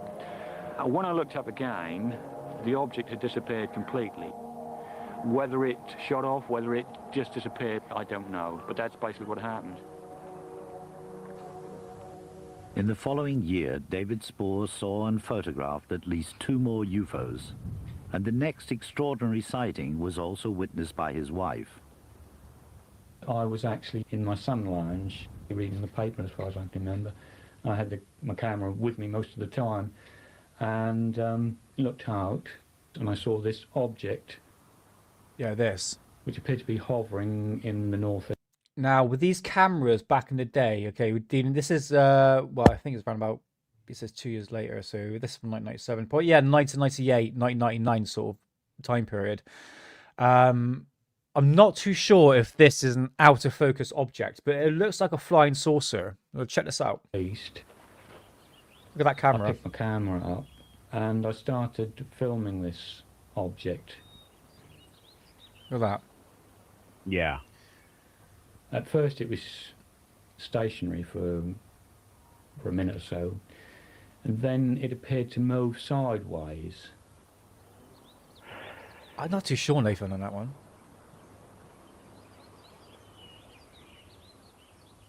It was moving over the bush, coming across, going out to sea, in the direction of the sea, very, very slowly. Very slowly. No sound, just hovering across. You know, I want to say... Unfortunately, I was going to work, and it was a deadline. What do you reckon? I want to say that was an early Delta Wing airplane being seen as it was taking off, but I don't know. And there was a Valkyrie airplane. Who worked on it? I can't remember the guy's name. He saw it, and it was, I want to say it was an early test of supersonic high altitude flight, and they were white because they wanted to be able to, observe them. And yeah, it kind of looks like a jet looking at as the higher up it is, the slower it seems to be going, and then it will move to the side. If you ever are able to watch a high altitude plane, it will look like it's just crawling across the sky because you're so far, but it is so big. And they were big. They were really, really big. Like, talking SR-71 big, big, real big. And it was was it a Valkyrie? What was it called? Somebody in the chat, right? Yeah, moving away, very high up, moving away, climbing, so you see the back go down versus perspective. And it was, what was that thing called? The Valkyrie 100 or Valkyrie 1? I don't remember. But it was a precursor to the SR-71, just for the, that's my best guess, but I don't know. It kind of looks like it's out of focus, doesn't it? This is it. The thing is, you're dealing with these 90s camcorders. They're not exactly great when you're actually zooming in for the object. Right. Our phone cameras now these days, when I zoom into an object, it still gets blurry. And this, obviously, back in like late 90s, is not justifying the actual object itself, but it kind of looks like a flying saucer. It does. Unfortunately, I was slowly. Back a bit. No sound. Yeah, I see what you're saying. Across. But unfortunately, I was going to work, and it was a deadline, so I could only watch it for a certain time, and then I had to leave it with David to see where it ended. Could be the Concorde. Concorde would make the noise of the Concorde. It would be too noisy, though. They would have heard. Yeah. Something. Yeah, definitely. When it went behind a tree, I know I came around to the side of the house and more towards the front to see if I could pick it up again, and I did pick it up, and it had moved the other way, and I lost it behind part of the house. And this wasn't a tremendously long sighting, but it was an interesting one because it was a daylight sighting, and the object appeared to be quite, well, I don't know if it's solid, but it certainly was a luminous object rather than just a light. And it appeared to be what might be called a sort of almost traditional saucer. That is what I can only describe it as, what it appeared to me. The Thing is, there, it looks like quite stationary, doesn't it? Yes. fact is, David Spohr is a skillful stills photographer. What does he say to those who will insist that he's faking these videos? All I can say is Tranche. just have a look at what I've taken, have a look at what the footage I've done, and especially perhaps the daylight ones, and if they can work out a way how that could be faked, they're a better man than I am, because I don't know how I could have faked any of those, and I can say categorically that I haven't faked them. They are things that have happened that I have seen, that my wife has seen. Whether people believe me, all I can say is that that is the truth.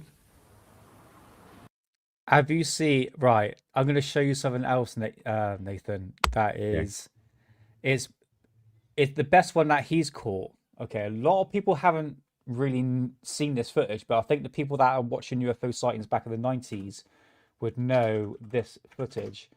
And I'm going to quickly find it because it's a bloody good one as well. I want to find it. Okay, not on there.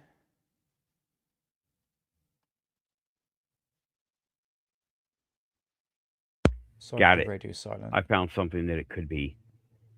What's that? The XB-70 Valkyrie. It looks like it could be that. Ultra high altitude XB-70 Valkyrie.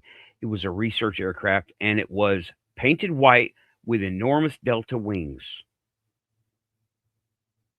But it Oh, doesn't right. quite fit the profile.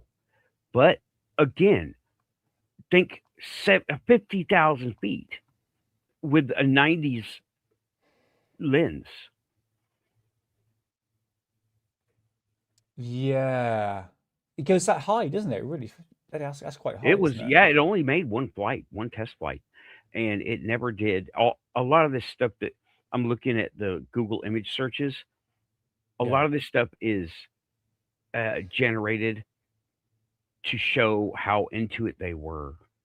But the Valkyrie XB-70, it makes me think. Now, as far as I'm aware, it only made one flight, but I could be mistaken. But yeah, Mach 3 giant that touched the edge of the sky. Wow. Okay, so that's very, very high flying aircraft then. Right. Can you Okay, can you so see it? let's have a little look. Share it, Nathan. Do you know how to share it on StreamYard? Yeah. Yeah. Let me get a good looking picture here. Yeah, for sure, man. Be interested to see. Let me do it the hard way. That's what we do here. That's all right. No worries, man. Here No we go. worries. Okay, let me try to share the screen. I didn't know if I could do that from my end of things. There's a little. Oh, got it. Fantastic. There it is. That is okay. It sort of looks, if you now this is the front left quarter looking at it, right? That's the angle, front left quarter. And if you spin this around 360 just like that, or 180, you will see the right left quarter. And it's pointed away that way. Right now Yeah. it's pointed towards you like this, right? Yeah. Or like this. You see the bottom, you see the side.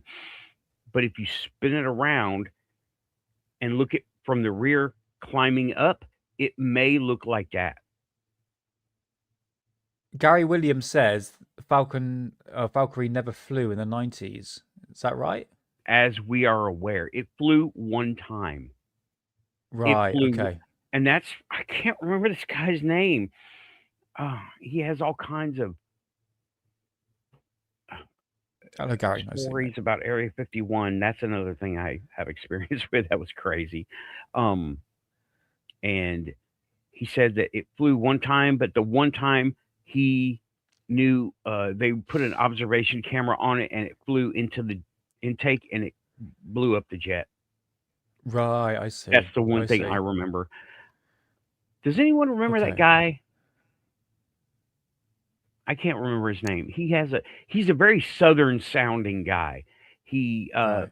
is working on someone else's space program because they wouldn't work with him in the United States. But anyway, that's Right. all.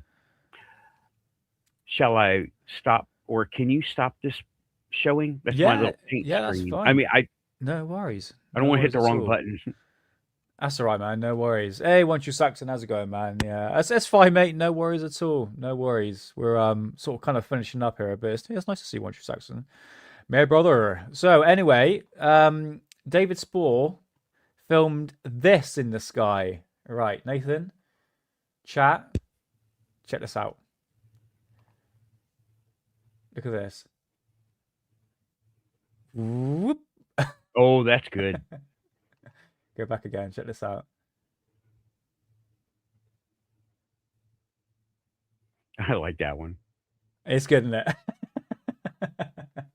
That's in 1998.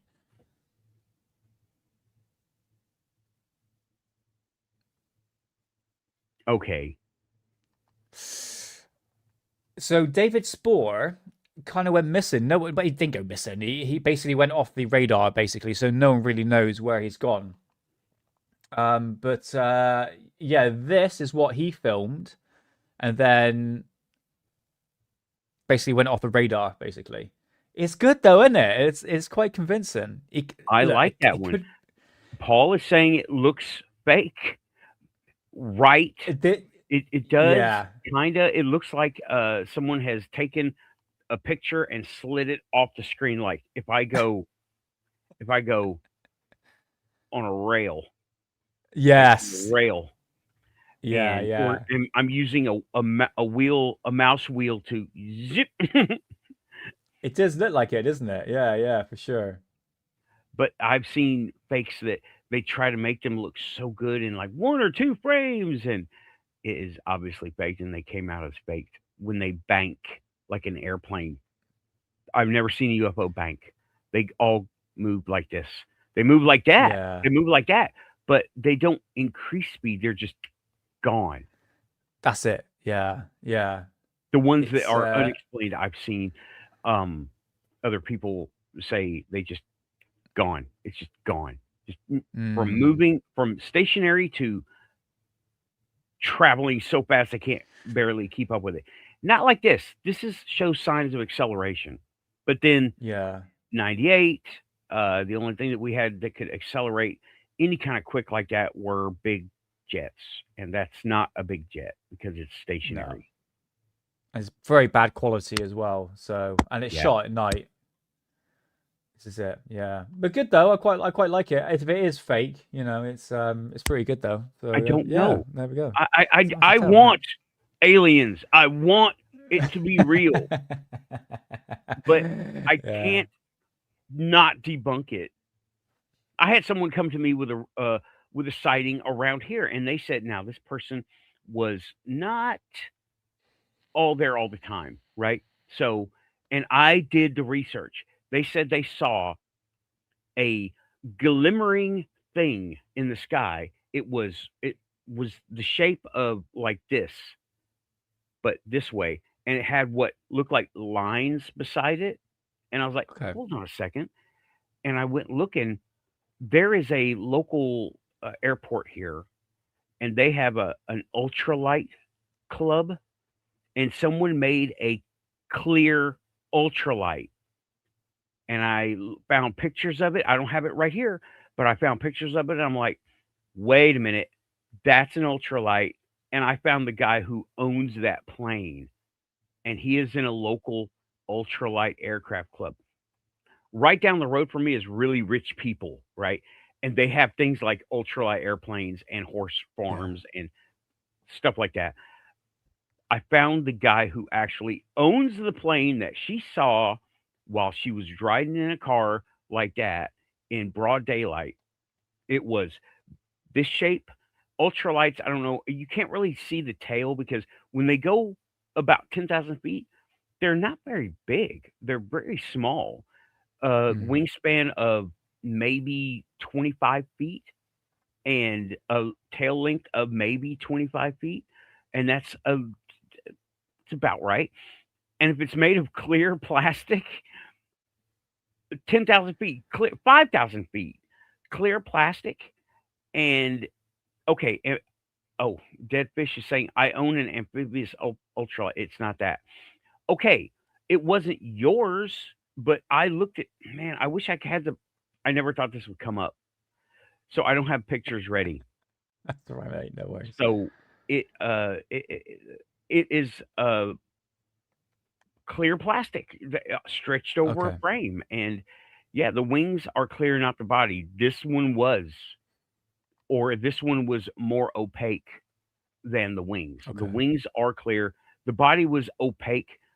There's a guy, it's John C. Tune Airport, Tune, and Ultralight Aircraft Club, Nashville. That's how I literally looked it up. And the only thing I didn't do was call the dude up and say, hey, man, were you flying at this time? Which is Yeah. some shit I will do. I will get to the bottom of something if I can. Yeah. Was this it's daytime, wasn't it? This was broad daylight. This was maybe 3 years ago, maybe 2 years, Right. maybe 3 years ago, maybe 4. And it was in the Bellevue area, which makes perfect sense because that's where that airport is. And I went Right. looking. I'm like, thank you for reporting the sighting, but I have found out that I'm almost positive that this is the guy. And I showed her the guy who owns it, his plane on the ground. It's see-through all over except for the little, like he said in the chat room, metal frame and the and the radios and stuff and the hardware. But at Yeah. 5,000, 10,000 feet, you can't see the hardware. You see Right. it's blurry. I And see. that's cool, Dead Fish, that you have that. That's awesome. He Yeah, has a man. jet I ski mean, with wings. I want a jet ski with Mercury. I'm still working on it. The program is not dead. Nice. We'll see. I've got the parts and everything, but we'll see. Nice. I mean, in a clear sky day, that's gonna shimmer off the sunlight. If you've seen a plane on the right angle when it like hits the sunlight, it looks like a big bright orb. So I guess people could sort of misconstrue what they're sort of seeing in the Yeah, sky. yeah. Yeah, for sure. And Right. mhm. Yeah. Sorry, Karen, Nathan. What are you saying? No, it really is when you don't know, when you're not familiar with what people are doing and you see something very out of the ordinary, you're gonna think, "Oh my gosh, what is it? It's a UFO." But then you figure it out, you know? Like I've got sightings coming out of Gatlinburg area. Okay. There is a small airport out there for light aircraft, not big jets, light aircraft. But they still get directed to go very high. And you don't see the blinking of the ones. So it's really easy. But they're Gatlinburg, East Tennessee, they've got all the stuff going on, man. They've got weird places, weird creatures, lights in the forest, things showing up in yards. Phantom cow.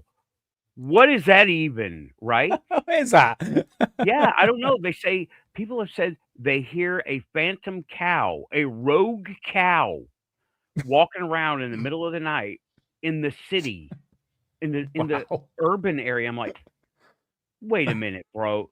That does not happen. Has anyone ever seen this thing? And no one has. So can't Crazy. explain it. Can't explain it. Amazing. It kind of reminds me of there's a place in England. Actually, there's a book on it. Where is it too? It's called the Warminster Thing, And not only there's UFO sightings, but there's like strange noises, strange phenomena. It's like this city where it's a bit like Falkirk in Scotland. Same sort of scenario, a bit what you're saying here. It's like there's so many like weird stuff. Obviously, UFO sightings, paranormal occurrences. It's just one of those area. I don't know if it's whether or not it's on a bloody ley line or something like that, but it's got this strangeness to it. It's very odd. Yeah. I found out looking at this the Museum of Tarot on YouTube. He's a YouTube channel, the Museum of Tarot. He doesn't do just that. He does weird tech and weird research, and he found out that there is a what appears to be an ancient Egyptian temple complex in East Tennessee that they put a lake on top of. No way. It's still there. You can see it on Google Earth. You can see his stuff. It's still there. And then we have Tennessee, Kentucky, land between the lakes. Dude, so many people investigate that place. It is so weird. Tennessee and Kentucky, weird. And you not even the people. You don't even need us to be weird. It's just weird. Stay here long enough. You'll be weird too. Yeah, for sure, man. Yeah, definitely some weird stuff. I mean, that's new. I've heard about like the elongated skulls. You know, the skulls been found with elongated head.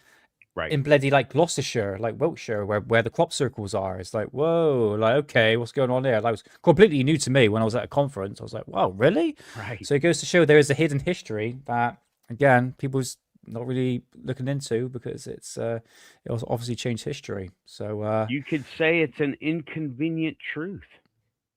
Absolutely, yeah, it's definitely that, mate. Absolutely.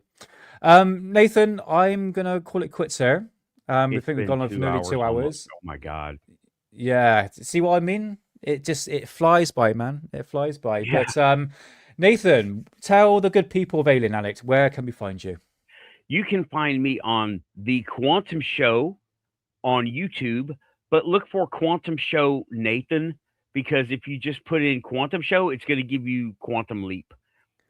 So that's okay.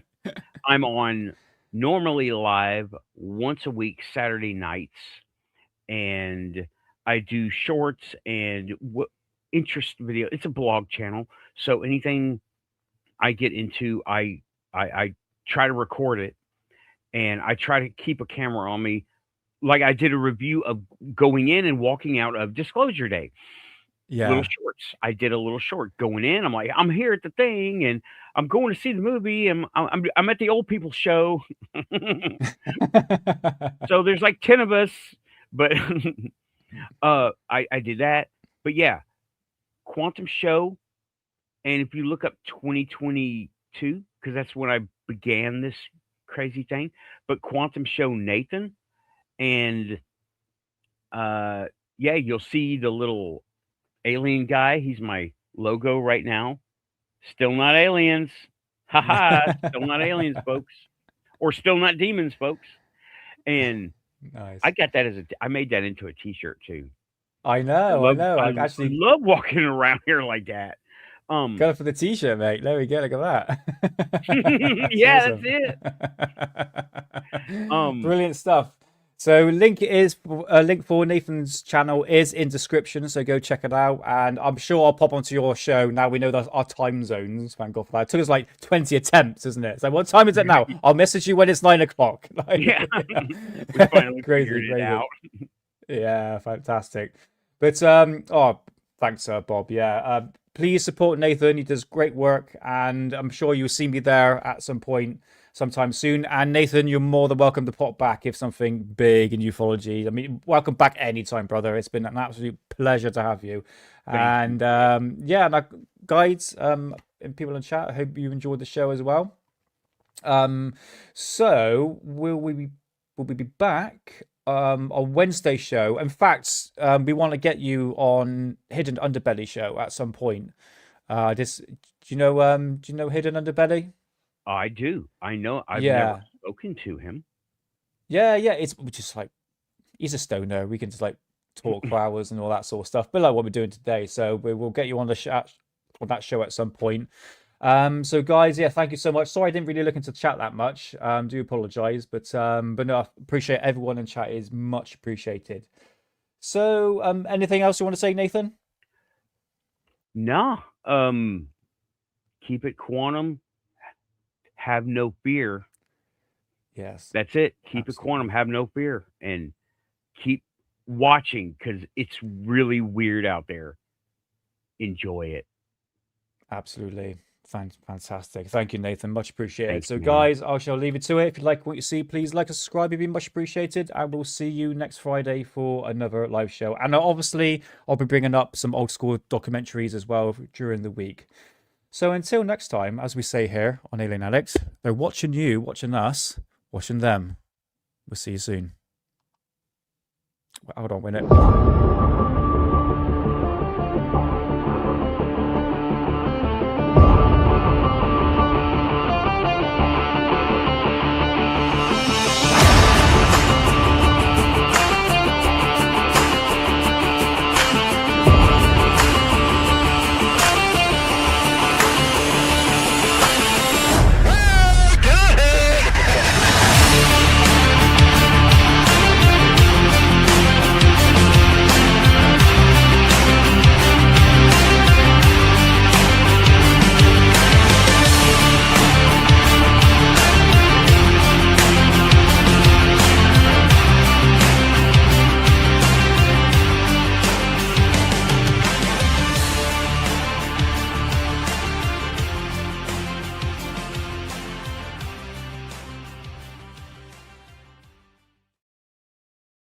Next week's show, back to Nazi flying saucers once again. That's not a real photograph, by the way. It's a doctored AI photograph.